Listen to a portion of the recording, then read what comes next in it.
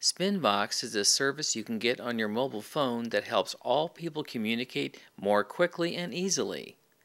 With SpinVox, available at www.spinvox.com, you can read your voicemails in an email or text message, you can update blogs just by speaking into your phone, and so much more. SpinVox is constantly adding new words into its speech-to-text system to ensure all slang is converted properly. Yes, my name is Christopher Mulvey. I'm Emeritus Professor of English at the University of Winchester, where we are now, and I'm also one of the trustees of something called the English Project, which is a plan to set up a Museum of the English Language in Winchester in 2012. I've been working with SpinVox on the issue of teen speak. This is the language used by American teenagers. It's in fact a phenomenon right across the world, but we're looking at the American teenager and the particular language that they use when they're talking among themselves. It's the nature of teenage language that it's individual, it's personal, it belongs to the group, and youngsters adopt the language to both be part of the group and to exclude others. So it changes all the time. A generation of this language is about 10 years, maybe less. And at the moment, because of the cell phone, the mobile phone, it's really changing very, very rapidly. And it's also invading normal speech. So people will, rather than laughing, will say LOL or OMG, KK instead of OK, because when you do it on the cell phone, it's easier to do KK than OK. So it's sort of creating its own language. It's creating a kind of in-language. It's moving from for speech groups, moves very rapidly across the United States. So something that might be invented on the East Coast will move now rapidly across to the West Coast.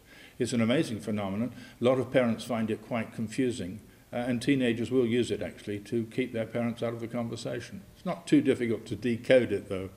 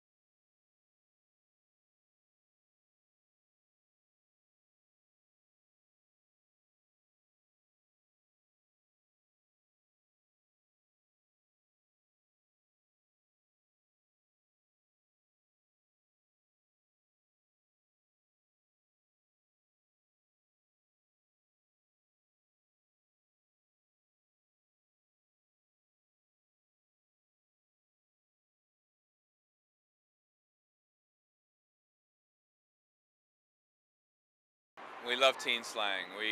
We like to make up words in my family. My small children make up words. My older children make up words. My business is words, so I believe in like the creation of new language all the time. LOL, laugh out loud. BFF? GTG, gotta go. Yeah, BFF, just stuff like that. Teen slang, I don't know, like when you go up to your friends and you just go, what up dog, how's it going? What are you up to? Chilling?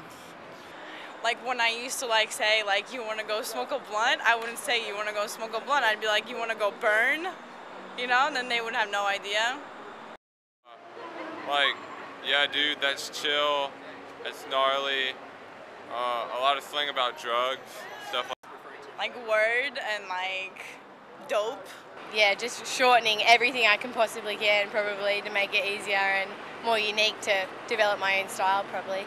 Because a lot of times they say things that I don't understand what they're talking about, and of course they don't want me to know what they're talking about.